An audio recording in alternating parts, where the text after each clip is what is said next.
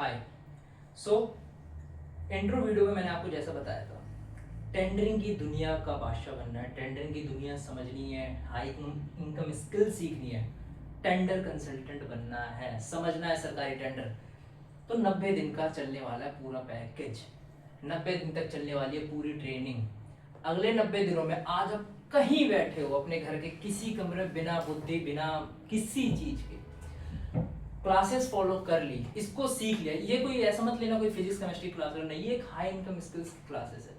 अगर ये टेंडरिंग की चीज आपने अगले 90 दिनों में line by line step by step सीख ली, तो आज से 90 दिन बाद आप एक उस पोजीशन पे हो जाओगे जब किसी कंपनी, किसी इंस्टीट्यूशन, मैन्युफैक्चरर, कोई भी बंदा जो सरकारी कामकाज में इच्छा रखता है कि भैया मुझे टेंडर दिलवा दे, भैया मुझे टेंडरिंग सीखनी है, आप वो भैया बन जाओगे उनके लिए। बस ये समझ लेना, सेल्स में हो, मार्केटिंग में हो, क्या चाहिए आपको शुरुआती करने के लिए? कुछ नहीं, जैसा मैंने बताया था, कोई स्किल सर्टिफिकेट नहीं, बस एक चीज, बात करना आना चाहिए। बस कम्युनिकेशन, घबराना नहीं है, बात करना आना चाहिए लोगों से, बहुत है उतना।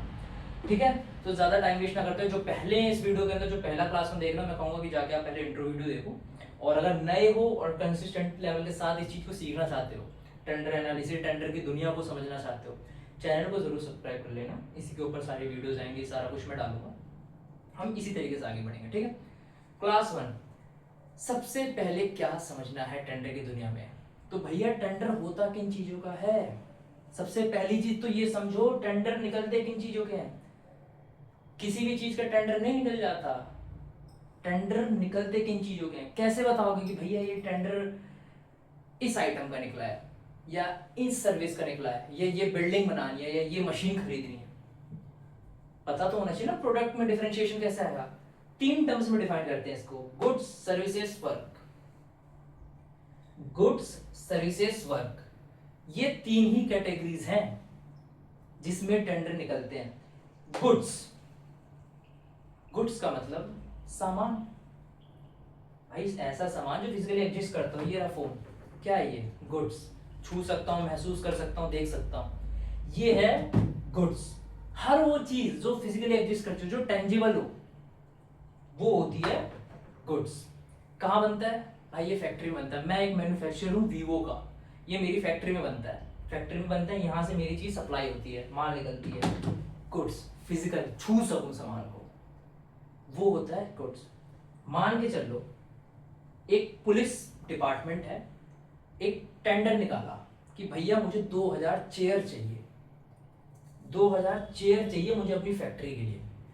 क्या आइटम, किस कैटेगरी में गिरेगा वो? गुड्स। अपने डिपार्टमेंट के लिए चेयर चाहिए, किस में? गुड्स के अंदर। क्लियर है? Same police department, CBI headquarter ले लो अब इस समय। तो अब इसमें क्या हुआ? सीबीआई के हेडक्वार्टर के अंदर चेयर आ गई, अलमारी आ गई, टीवी आ गई, कैमरा आ गई, सब गुड्स हो गई, इन सबके सप्लाई का सबका टेंडर निकल गया। तो भैया अब क्या? उसकी सफाई भी तो करनी है, उसकी देखरेख करनी है। ऑफिस से, दफ्तर से निकल गए और बाहर कोई सिक्योरिटी का बंदा नहीं, कोई भी नहीं घुस जाएगा। ऑफिस के दफ्तर में काम करे जा रहे, डेली आ रहे, काम कर रहे, डेली सफाई करने वाला कोई कर्मचारी ही नहीं है, डेली सफाई करने वाला कोई कर्मचारी ही नहीं है। फिर वो भी तो जरूरी है ना। वो सरकार कहां से करेगी? क्या रैंडम जाके तो बोल नहीं देगी अरे भाई आ जाओ मेरा काम कर लो। ये आपने प्राइवेट में देखा ना कि ये 10,000 रुपए में गार्ड की नौकरी चाहिए, 10वीं पास, 12वीं पास, हाउस कीपिंग के बंदे चाहिए 10वीं पास, 12वीं पास। ऐसे प्राइवेट में हमने देखा है, गवर्नमेंट भी ऐसे ही करती है, लेकिन एक अलग फॉर्मेट से, जिसको कहते हैं टेंडर वाले तरीके से। तो क्या करेगी? हाउस कीपिंग का टेंडर निकाल लेगी। अब ये क्या है? गुड्स नहीं भाई, कोई प्रोडक्ट तो इसके अंदर है नहीं, तो इसमें क्या आ रहा है? नतीजा। उसको क्या चाहिए? साफ चाहिए अपना, अपना ये पूरा बिल्डिंग उसको साफ चाहिए अपनी भाई। उसको चाहिए कि भाई मेरी बिल्डिंग साफ सुथरी हो, डेली सफाई चल रही हो, मेरी बिल्डिंग के आगे सिक्योरिटी गार्ड खड़े हो। सर्विस भैया, सर्विस, नतीजा। सर्विस एक नतीजा होता है, वो कोई प्रोडक्ट नहीं होती सर्विस, आप इतना जानते हो जनरली ना, तो बहुत इसको उसमें नहीं। वो हो गई सर्विस। अच्छा, सर्विस किन किन चीजों की होती है? बहुत चीजों की सर्विस होती है भाई। सर्विस तो मान के चलो, अब यही सीबीआई का ऑफिस, उनके बंदों ने कह दिया कि यार बात करने के लिए ना एक सॉफ्टवेयर चाहिए, एक सॉफ्टवेयर चाहिए जिसके अंदर ना हमारी बातें सिर्फ हमारे तक रह सके, फाइल अपलोड करनी है, ये करना है, वो करना है। वो कौन करेगा? वो भी सरकार बाहर से करवाएगी किसी ना किसी से। वो क्या है? गुड्स नहीं, सर्विसेज। तो भैया सर्विसेज, अगर एक हाउसकीपिंग वाली भी सर्विस है, एक आईटी डेवलपमेंट वाली भी सर्विसेज है, तो दोनों क्या सेम है? मतलब सेम फॉर्मेट में निकलता है? ऐसा नहीं है। इसको एक बहुत छोटे सर्विस में समझ लेना। देखो, दो तरीके की सर्विसेज होती है, एक होती है नॉन कंसल्टेंसी, एक होती है कंसल्टेंसी। दोनों को मैं बहुत सिंपल वे में समझा देता हूँ। इसमें दिमाग नहीं लगता, इसमें दिमाग लगता है, बस इतना समझ लो। इसमें दिमाग नहीं लगता, इसमें दिमाग लगता है। कंसल्टेंसी से मान लो कोई आईटी प्रोजेक्ट डेवलप करवाना है इंस्टीट्यूट में, ऑडिटिंग करवानी है, कुछ बड़े ऐसे काम जिसमें दिमाग की जरूरत हो, टैलेंट, स्किल्स, मतलब ये सारी चीजें जरूरत पड़ती हो, वो हो गई कंसल्टेंसी के अंदर आ जाता है। नॉन कंसल्टेंसी आपकी हाउसकीपिंग, गार्ड्स, और भी चीजें, बैंक के पैसे यहाँ से लेकर वहां तक ट्रांसफर कर देना। द थिंग कि भाई उसमें बहुत ज्यादा दिमाग, बहुत ज्यादा एफर्ट्स, बहुत सारी चीजें उस पर नहीं लगती है, उसको कहते हैं हम लोग सर्विसेज। और नॉन कंसल्टेंसी सर्विसेज, कंसल्टेंसी का एक और एग्जांपल ले लो। भाई सरकार आई एक बजट लेके 5,000 करोड़ का, क्या करा? बजट निकाला। अब ढूंढ रही है बंदों को, एक टीम को, आर्किटेक्चर्स को, यार मुझे एक स्मार्ट सिटी डेवलप करवानी है, धुलेरा पूरा डेवलप करवाना है। नॉन कंसल्टेंसी में तो टेंडर नहीं निकालेगी ना, जहाँ दिमाग की जरूरत ना पड़ती है, कहाँ निकालेगी? कि भाई मेरे पास आओ, मुझको दिमाग दो। सरकार पे इतना दिमाग नहीं है, उसके पास पैसा है, उसके पास लोग हैं, सरकारी लोग हैं जो बहुत दिमाग वाले हैं। वो जाएगी, दो लोगों को लाएगी, आर्किटेक्चरों को, भाई दिमाग लगाओ मेरे लिए ये सिटी बनाओ। कंसल्टेंसी सर्विसेज में आता है। वो ध्यान रखना, कंसल्टेंसी जहाँ दिमाग की जरूरत पड़े, नॉन कंसल्टेंसी जहाँ दिमाग की जरूरत ना पड़े, ये होता है सर्विसेज के पार्ट। अब आ जाओ वर्क पे, वापस सीबीआई के एग्जांपल ले लो। भाई पहले चाहिए था कुर्सी, कंप्यूटर, अलमारी, बेड, ये सारी चीजें पहले चाहिए थी, ठीक है। अब उसके बाद सफाई के बंदे भी चाहिए थे, चलो सब हो गया। पर भाई मेरी बिल्डिंग ही कहाँ है? अगर उसकी वहां पे बिल्डिंग ही ना हो, कहाँ होगा ये सारा काम? कहाँ जाएंगी चीजें? बिल्डिंग ही ना बने, उसको कहते हैं वर्क। जब कॉन्ट्रैक्टर, ठेकेदारी मिलती है सीधी भाषा में कि भैया मेरी ये बिल्डिंग बना दो, मेरा ये रेत बना दो, ये प्रोजेक्ट बना दो, सरकारी जमीन पर। यहाँ क्या है? माल कहाँ बन रहा है? आपके यहाँ बन रहा है, यहाँ नतीजा देख रहे हो। वर्क में क्या जाओगे? तो भैया सरकार की जमीन पे जाके अगर कुछ बना रहे हो कि भैया आओ ब्रिज बनाते हैं, पुल बनाते हैं, बड़ी बड़ी बिल्डिंगें बनाते हैं, स्मार्ट प्रोजेक्ट्स बनाते हैं, वो होता है वर्क। वर्क क्लियर है? अच्छा भाई सरकार क्या इतने सिंपल तरीके से निकाल देते हैं? अब एक चीज मुझे बताओ, एक हॉस्पिटल में, कमेंट करना अगर आप ये चीज देख रहे हो, अगर आप समझ लो, एक हॉस्पिटल में एक टेंडर निकला कि भैया मुझे 100 एमआरआई मशीन्स की जरूरत है, 100 एमआरआई मशीन्स की जरूरत है। अब उसने ये भी बोल दिया कि मुझे, लेकिन डॉक्टरों को जो मशीन देगा उसको सिखाना भी होगा, 6 महीने की ट्रेनिंग भी डॉक्टरों को देनी ही होगी, मशीन चलाना कैसे है। तो भैया अब इसमें क्या हो गया? एक तो गुड्स आ गया एमआरआई, मशीन आ गई, सिखाने का काम तो सर्विस के अंदर आ गया ना भाई, ये तो सर्विस हो गई। तो आप क्या समझेंगे उसको? कैटेगरी को समझना तो बहुत जरूरी है। टेंडर निकलेगा तुम्हें पता ही नहीं होगा कौन सी कैटेगरी, तुम तो गए ना भाई, क्या करोगे उस केस में भाई? अगर पता चल जाए, लिख लेना कमेंट में अगर आप लोगों को जानकारी हो किस कैटेगरी में फॉल करेगा। वो फॉल करेगा गुड्स में। क्यों? एंड रिजल्ट क्या है इसका? आउटकम क्या है? मशीन चाहिए। एंड रिजल्ट है मशीन चाहिए, मुझे मेरे हॉस्पिटल में मशीन चाहिए, ये इसका एंड रिजल्ट है। मशीन आएगी, ट्रेनिंग उसके साथ में दे दूंगा। तो कभी भी गुड्स सर्विसेज में कंफ्यूजन हो कि ये गुड्स है सर्विस है, तो हमेशा गुड्स मान के चलो। गवर्नमेंट खुद कहती है ये अपने मैनुअल में कि कभी अगर आपको लग रहा है कि यार ये गुड्स में आ गया, सर्विसेज में आएगा, ऑलवेज कंसीडर गुड्स, उसको हमेशा गुड्स मान के चलो। कभी कंफ्यूजन है सर्विस और वर्क के अंदर, चलो भाई इस चीज को भी तुम्हें एक चीज समझा देता हूँ। अगर तुम कभी कर रहे हो कि वर्क और इसके अंदर सर्विसेज में आ रहा कंफ्यूजन, तो क्या करोगे? भैया मुझे लेबर चाहिए, 100 लेबर लगेंगे आपकी सीबीआई की बिल्डिंग को खड़ा करने में।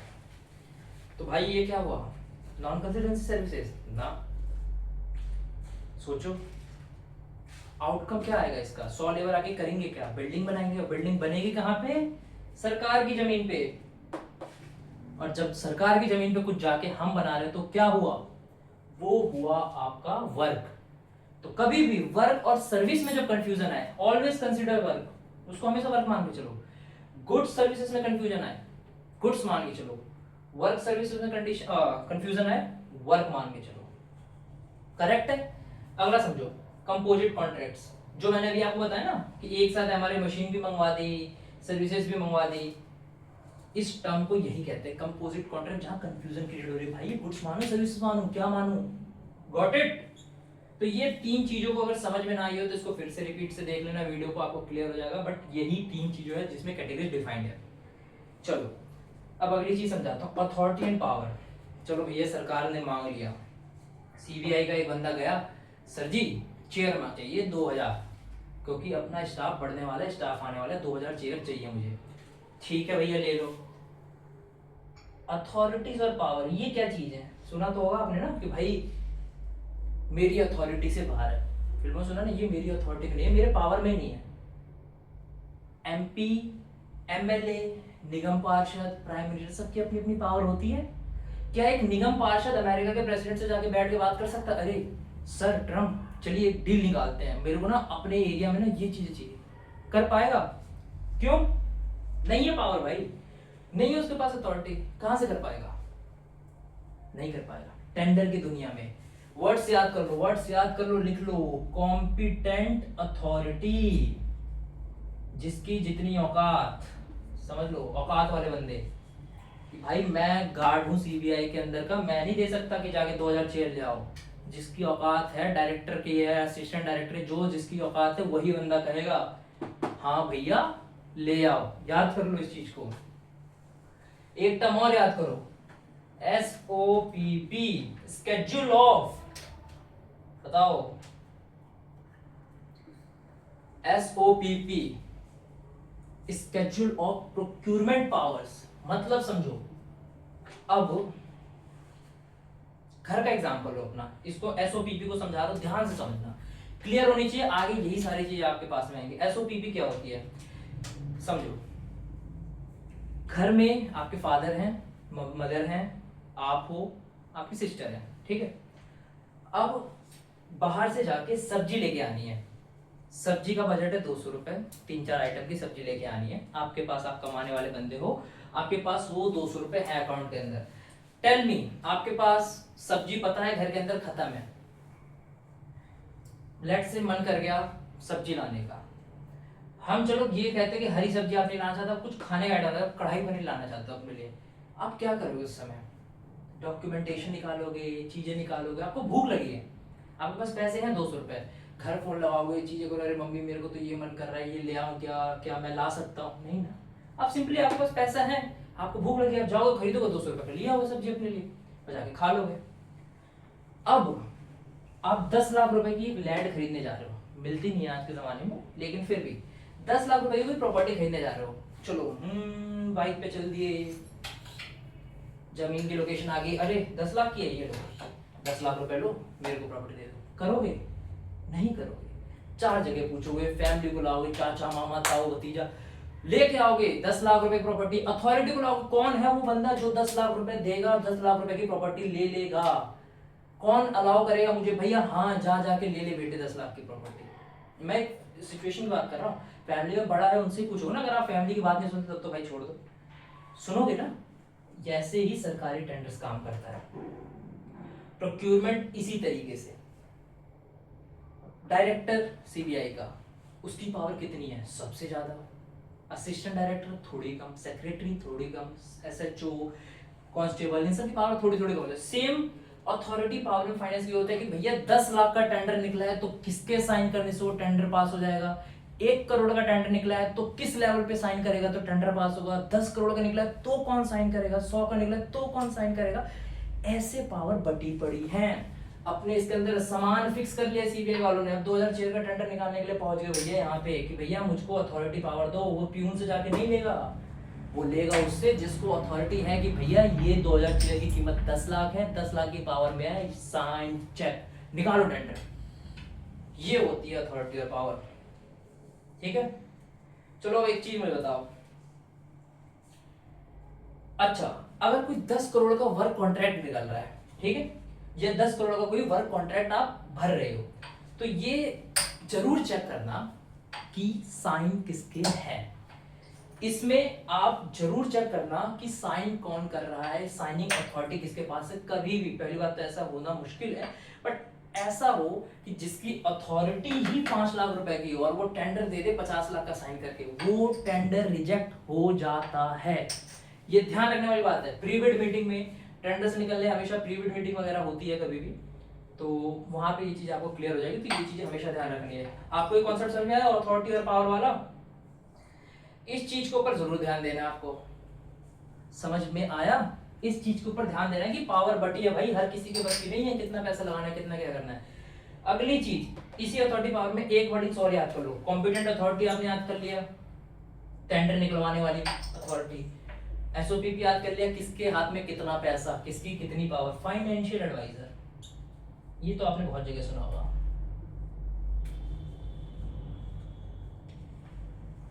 फाइनेंशियल एडवाइजर, चलो पापा 10 लाख की जमीन ले लेते हैं। अच्छा बेटा चलो, क्या पापा चल देंगे? पापा कहाँ जाएंगे सबसे पहले? मम्मी के पास, बड़े पापा के पास, चाचा के पास, ताऊ जी के पास, कहीं जाएंगे एडवाइस लेंगे जिनको वो फील करते कि नहीं भाई ये बंदा मुझे बताएगा कहाँ कैसे लेनी है। पैसा तो है मेरे पास, मैं तो एडवाइस दे दूंगा, मैं अथॉरिटी, मैं तो 10 लाख का ले लूंगा, पर ये बंदा मुझे बताएगा। चौकीदार, सरकार में उसको कहते हैं फाइनेंशियल एडवाइजर। ये वो बंदे होते हैं जो बताते हैं, जो चौकीदारी का काम करते हैं कि भैया पैसा सही से खर्च होना चाहिए। अप्रूव तो करवा दूंगा फंड आपका, लेकिन पैसा सही खर्च होना चाहिए, वरना ऑडिट में आपकी क्लास लग जाएगी। सरकार का ऑडिट होता है हमेशा, ऑडिट में आपकी लग जाएगी क्लास। पैसा सही खर्च करोगे, जहां खर्च कर रहे हो सब चीज तरीके से खर्च करोगे भैया। घर का एग्जांपल ले लो, पापा तुम्हारे कॉम्पिटेंट अथॉरिटी हैं, माता तुम्हारी फाइनेंशियल एडवाइजर है। वो बताएंगी कि सुनिए जी, लड़का तो कह रहा है लेकिन पैसा लगाना कहाँ है, कैसे लगाना है, ये सब कुछ पता होना चाहिए, रूल्स के अकॉर्डिंग होना चाहिए। आप समझे? सब कुछ पता होने चाहिए, सब कुछ रूल्स के अकॉर्डिंग होना चाहिए। अब एक जनरल टर्म्स में ले लो कि प्रॉपर्टी पसंद आ गई, तुम भी गए, पापा भी गए, घर आए, हम तो प्रॉपर्टी बुक करने जा रहे हैं, भाई मजा सा आ गया, मतलब एजेंट ने रेट दे दिए इतने बढ़िया, मजा आ गया रेट को जी लेके। लेकिन अब क्या भाई सी, मम्मी नहीं नहीं नहीं नहीं लेना, नहीं लेना, नहीं लेना, तब क्या करोगे आप? तब क्या करोगे? तो गेम खत्म ना भाई। तो हमेशा जब भी बायर टेंडर निकालेगा तो वो इन तीनों स्लैब से जाएगा, वो अथॉरिटी चेक करेगा कौन है अथॉरिटी, वो चेक करेगा पावर किसके पास कितनी रिक्वायरमेंट के बाद, और वो एडवाइजर से भी सलाह लेगा कि हाँ भैया निकालो टेंडर, ये टेंडर चल जाएगा। समझ गए? ये होता है टेंडर की दुनिया में अथॉरिटीज और पावर। और डिटेल के अंदर सुनिए, टर्म्स याद करने ना, फाइनेंशियल कॉन्करेंस, बस इतना ध्यान रखना। मैं आपको और भी चीजें बताते रहूंगा इसके हिसाब से। चलो अब एक इसका लास्ट जो है उस पे आ जाते हैं, पंच रत्न 5R। अथॉरिटी तो मिल गई भैया मेरे को, मुझे सामान की जरूरत का पता चल गया, मुझको पता चल गया मेरी अथॉरिटी, मुझे मेरी अथॉरिटी मिल गई। अब क्या? 5R, चलो मैं अब फ्री हूं भाई, अब लेना है माल, अब लेना है माल। तो देखूंगा क्या माल लेने से पहले, याद कर लेना, पढ़ा है ना वो, what is democracy, for the law, by the law, to the law, पढ़ा है ना? तो बस समझ लो 5R। पहला, राइट क्वालिटी। इस चीज पे दोस्तों ध्यान दोगे आप, राइट क्वालिटी। 5R में पहला आता है राइट क्वालिटी। भैया चेयर का तो टेंडर निकल गया, अप्रूवल मिल गया, चलो यहीं से ले लेता हूं। टेंडर आया, एक अपने बड़े साहब बैठे 60 किलो 70 किलो के वजन के, भैया चेयर का नीचे का पैडल टूट गया, खत्म, सत्यानाश टेंडर का। अब मारी जाएगी तुम्हारी। टेंडर निकाला, क्या ले आया भाई? कचड़ा। सरकार ने तुम्हारा पैसा क्या फ्री में दे रखा है? तुम्हारा पैसा तो है नहीं, अब तुम्हारी क्लास लगाई जाएगी। तो ये ध्यान रखना, राइट क्वालिटी। जब बायर कभी टेंडर निकालता है तो सबसे पहले ये देखता है कि राइट क्वालिटी होनी चाहिए। ये आपके समझ की बात है। ना बहुत ज़्यादा अरे मैं तो बहुत प्रीमियम लाऊंगा, ना बहुत कम। बच्चे को रबड़ चाहिए काम करने के लिए, अपने मिटाने के लिए, उस पे जो भी वो लिखता है ABCD है उसको रबड़ चाहिए। कितने का लाओगे? 200 का रबड़ लेके आओगे? नहीं ना। 5 रुपए का लाओगे जो सही से मिटा दे। 1 रुपए का नहीं लाओगे, क्यों? दाग छोड़ देगा, फट देगा, तो फिर क्या होगा? लाओगे लेके। तो ना बहुत कम ना बहुत ज्यादा, इसको कहते हैं एक तरीके से कि राइट क्वालिटी, सही माल आना चाहिए। अब अगला आता है राइट क्वांटिटी।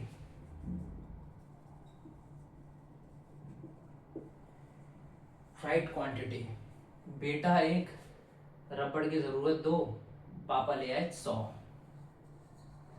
खर्चा बढ़ गया, कितना बढ़ गया भैया? 500 रुपए का खर्चा बढ़ गया। जरूरत थी रबड़ की, जन्मों जन्म तक बच्चा चलाएगा रबड़? नहीं ना, पड़ा रहेगा ना स्टॉक के अंदर। पैसा तो मेरा फंस गया भाई, पापा का पैसा 500 फंस गया ना, स्टॉक कहाँ से लाओगे भैया? तो जरूरत कितनी थी? 2 की। कितना आना चाहिए? 2।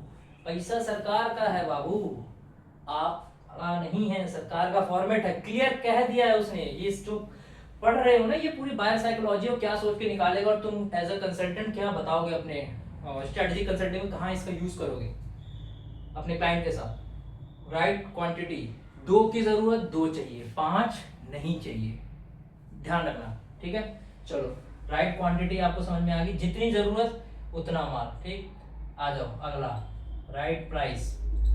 लिखते रहो, इस पे राइटिंग थोड़ी खराब है, आप लोग अपने तरीके से लिखते रहो। नोट्स में फिर भी शेयर कर दूंगा, फिर भी देखते रहो। राइट प्राइस, यार मार्केट में रबड़ 2 रुपए की मिल रही है, मैं उठा लाया 10 रुपए की, सेम चीज। मेरे बेटे की जो जरूरत थी 2 रुपए की रबड़ से पूरी हो रही थी, मैं उठा लाया 10 रुपए वाली रबड़, वही चीज 8 रुपए का नुकसान कराया भाई मैं। तो मेरे से बड़ा बेवकूफ तो कोई नहीं है ना, जब इतना बड़ा नुकसान में करके आ गया। सरकार 2000 चेयर का टेंडर निकाल रही है, 500 की चेयर मिल रही है, तुम खरीद रहे हो 1000 रुपए की, मारी जाएगी तुम्हारे ढंग से भाई। राइट प्राइस देखो, जो मार्केट में चूना लगाने की कोशिश तुम्हें वेंडर कर रहा है ना, वो ना लगा पाए, इसलिए टेंडर्स निकलते हैं। एक दे रहा है 100, एक 150, 200, 250, 300। तो भाई तुम लोगे 100 रुपए वाला है कि भैया इसने मेरी ये चीजें दिखा दी, सबका माल देखा हुआ है, ये 100 रुपए में दे रहा है, 100 रुपए वाला ही लूंगा। राइट प्राइस जरूरी चीज है, ध्यान रखना। अच्छा, राइट प्राइस का ये मतलब नहीं कि साला जो बहुत ही सस्ता दे दे, एकदम चीप दे दे, उसी पे घुस जाना है, नहीं। कभी कभार जरूरत है, जैसे 2 रुपए वाले रबड़ की जरूरत है कि अच्छे से क्लीन कर दे, इसका वो मतलब नहीं तुम 50 पैसे वाला रबड़ उठा के लेके आ जाओगे और चीजों को चला दोगे, इस पे भी उस तरीके से नहीं होता। तो राइट प्राइस देख लेना है, जो थोड़ी सी क्वालिटी को भी मैच करे, कि जितनी मुझे जो जरूरत है उतना चले। ऐसा ना हो कि 1 रुपए की रबड़ ला रहा हूँ, एक हर दिन खराब हो जा रही है, 10 रबड़ खरीद ली 1 रुपए वाली, और 2 रबड़ 2 वाली खरीदता तो काम चल जाता, 5-6 रुपए का नुकसान ही हो गया। अब अगली चीज, राइट प्राइस के बाद आप जाओगे राइट टाइम एंड प्लेस।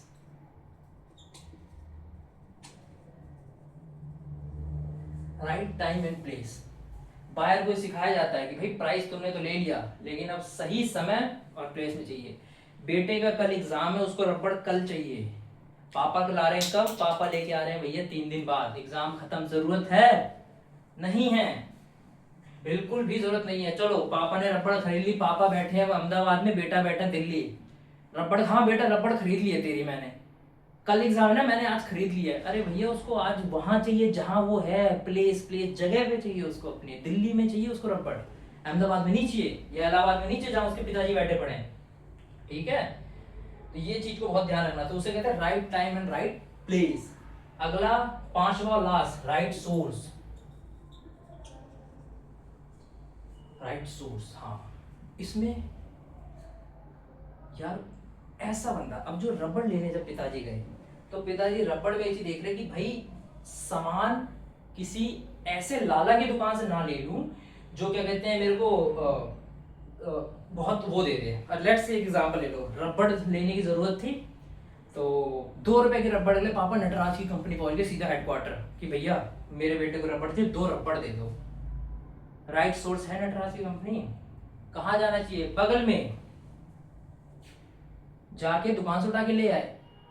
लेकिन अगर यही पापा रबड़ का बिजनेस खोल रहे हैं, 10,000 रबड़ ढूंढ रहे हैं, कहाँ पहुंचेंगे पापा? पहुंचो डिस्ट्रीब्यूटर और मैन्युफैक्चरर के पास सीधा। राइट सोर्स, जिस चीज की कितनी डिमांड है उतनी डिमांड कहाँ से पूरी करनी है ये पता होना जरूरी है। अगर इसको 2 पैकेट टिश्यू पेपर की जरूरत है तो ये ओरिगामी है, ये बहुत बड़े बड़े सेंचुरी ओरिएंट के पास नहीं चले जाएगा, बड़े बड़े ब्रांडों पे दो उसके लिए, ये जाएगा अपने सेलर के पास, वेंडर के पास, जहां से मिल जाए वहां से लेगा। तो राइट सोर्स बहुत जरूरी है। ये पांचों आर को अगर आप नहीं समझ पाए तो दोबारा से समझ लो, ये बहुत ज्यादा जरूरी है दोस्तों। प्राइसिंग का लाइफ साइकिल कॉस्ट पे बहुत इंपैक्ट पड़ता है, वो भी हम पढ़ेंगे, ठीक है। तो आज क्लास 1 में ये तीनों पार्ट मैंने आपको समझाए हैं। गुड सर्विस वर्क क्या होती है, अथॉरिटी पावर क्या है, किसको किसने पैसा खर्च करने की पावर है, और राइट ये पंच रत्न 5R, ये तीनों के नोट्स बना सकते हो, बना लेना, यही अपना होने वाला है। इसके साथ जो इसके कुछ प्रैक्टिकल क्वेश्चन होंगे मैं साथ में अटैच कर दूंगा, वो आप जाके देख लेना और वो क्वेश्चंस को आप सॉल्व कर देना, ये चीज होगी, ठीक है। अब आगे हम बढ़ेंगे क्लास 2 की तरफ, जो मैं आपको बताऊंगा, और हम नेक्स्ट क्लास में मिलेंगे। नेक्स्ट क्लास में इसके आगे कंटिन्यू करेंगे, क्या सीख सकते हैं, ठीक है। नहीं समझ आया दोबारा देखना, तरीके से समझना और क्लियर करना, ओके।